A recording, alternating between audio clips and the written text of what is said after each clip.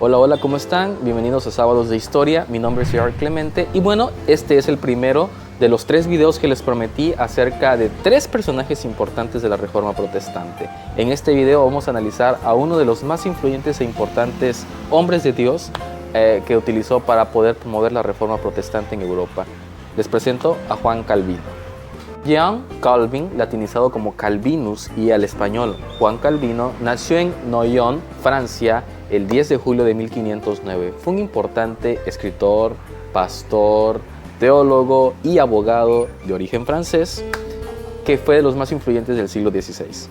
Sus padres se llamaron Gerard Calvin y Jeanine Lefranc. Calvino fue un excelente alumno desde muy temprano y también desde muy niño demostró su gran pasión por Dios. Juan Calvino estudió en el Collège de la Marche y en el Collège de la Montaigne, donde estudiaron Erasmo de Rotterdam e Ignacio de Loyola. Además estudió en la Universidad de París, Humanidades y Derecho, y en 1532 logró doctorarse en Derecho en Orleans. Orleans fue una época decisiva para Juan Calvino, pues ahí pasó horas de lectura donde conoció humanidades y además fue donde leyó las primeras tesis de Martín Lutero. Ahí en Orleans además se pasó horas leyendo la literatura de los padres de la iglesia primitiva. Las primeras defensas del Evangelio. El rector de la Universidad de Sorbona en París, Nicolas Coupe, que era un gran amigo de Juan Calvino, pronunció un discurso muy incendiario con una clara influencia de los escritos tanto de Erasmo de Rotterdam como de Martín Lutero. En ese histórico discurso, Coupe defendió la doctrina de la justificación por mérito solo de Jesucristo. Además, hizo una fuerte crítica en contra de la Iglesia de Roma, que en ese momento perseguía en toda Europa a los seguidores del luteranismo.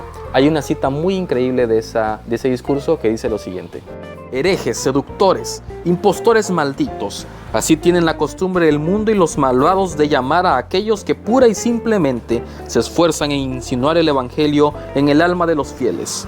Ojalá podáis en este periodo infeliz traer la paz a la iglesia más bien con la palabra que con la espada.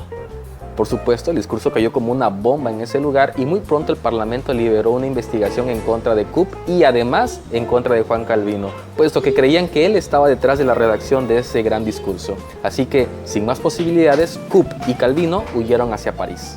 Tiempo después y con más lectura de profundidad, Calvino adoptó las posturas más importantes del luteranismo, que son los siguientes: negación de la autoridad de la Iglesia de Roma por derecho divino, negación de la asociación apostólica desde el apóstol Pedro, y darle más importancia a las escrituras como la única regla de fe y conducta. Básicamente es el reconocimiento de 2 de las 5 solas, sola fides, sola escritura, además de darle un énfasis importantísimo a la justificación del hombre por medio de la gracia de Dios. Primer periodo en Ginebra. Es en Ginebra donde Calvino llega a conocer a uno de los hombres más importantes que lo habrían de acompañar por el resto de su vida, a Guillerme Farel. Farel era uno de los más importantes reformadores en esa ciudad que trabajaba en lo que se llegaría a conocer en la teocracia como Cantón de Ginebra. Calvino y Farel fueron a la ciudad de Lausana, donde se habría de producir un importante debate para ver qué religión habría de predominar en las regiones circuncidantes a Berna. Viret y Farel serían los que participarían del lado protestante, mientras que del lado católico habían 174 sacerdotes que habrían de intervenir, aunque realmente solamente participaron 4 en el debate, pero el número era muy imponente ante la gran multitud. La catedral de Lausana se abarrotó de personas a tal grado que no cabía un alma más. Además llegaron 5 diputados de Berna para darle un carácter oficial al asunto. Además de esto, se contaron con muchos secretarios que estaban comprometidos a apuntar palabra por palabra lo que se dijera en el debate. Eso nos ayuda muchísimo a reconstruir todo lo que se dijo en ese gran debate. Farel fue el primero en hablar, donde presentó 10 tesis que fueron debatidos duramente por los católicos por una semana. El lado católico acusaba al lado protestante de ignorar completamente la tradición de los padres de la iglesia primitiva acerca de la presencia de Cristo en la Eucaristía. Acá hay un pequeño fragmento de lo que se dijo en ese debate del lado católico. Si conocierais lo que los padres dijeron, veríais que vuestra posición es falsa y condenada. Al oírlo, Calvino se sintió tremendamente exasperado y sin más se levantó y tomó el lugar de la oratoria.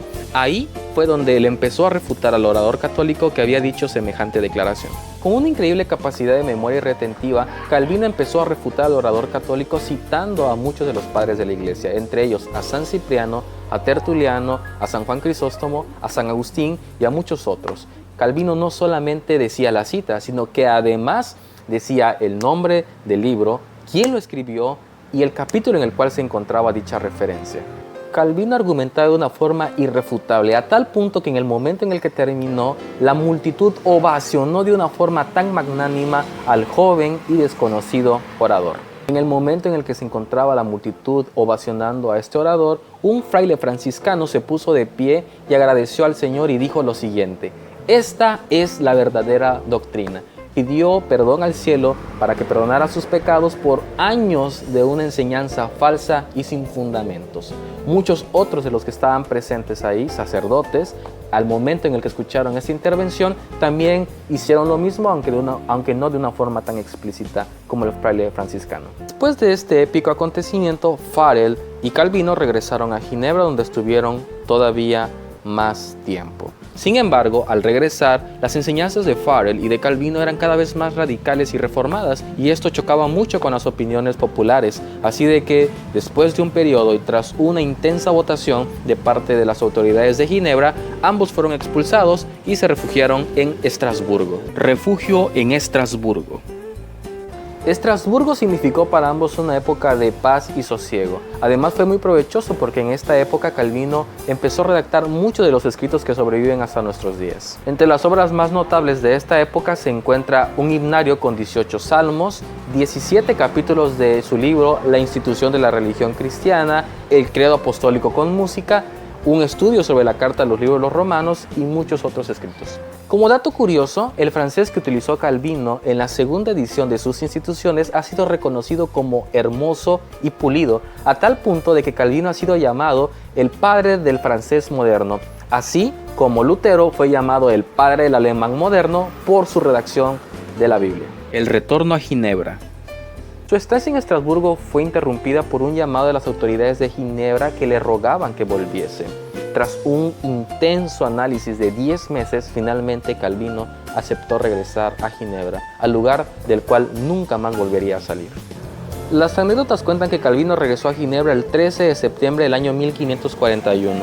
Al subir de nuevo al púlpito, abrió su Biblia y continuó con la exposición que había quedado interrumpida 3 años atrás.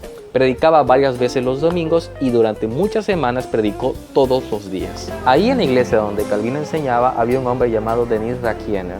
Él asistía puntualmente los domingos y taquigrafiaba los sermones de Calvino. De hecho, su precisión era tan increíble, pues casi no dejaba escapar ni una sola palabra, y gracias a él tenemos hoy en día gran cantidad de sermones dados por Calvino. Esa fue la época en la que muchos luteranos provenientes de Francia, Escocia e Inglaterra eran perseguidos, así que muchos de ellos escaparon hacia Ginebra.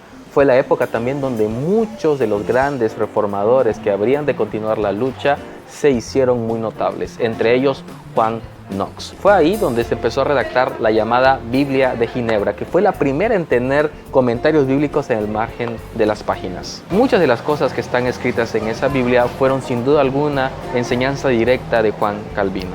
La Biblia de Ginebra fue la versión más predominante en los próximos 100 años del protestantismo, y de hecho esa fue la versión que acompañó a los colonizadores del Mayflower en América. Juan Calvino pasó los últimos años de su vida en la formación de cuadros y además luchando contra las enfermedades que lo aquejaban. Falleció a los 54 años en mayo de 1564. Hasta hoy en día desconocemos rotundamente la ubicación exacta de su tumba. De hecho, se cuenta que el día en el que murió su cadáver fue expuesto para que las masas pudieran despedirse. Sin embargo, al ver gran cantidad de afluencia de personas, decidió retirarse inmediatamente su cuerpo para que esto no se tomara como una veneración de santos. Las posturas de Juan Calvino. Hay una gran serie de postulados que Calvino defendió. Por supuesto, los más grandes, los 5 puntos o los 5 solas.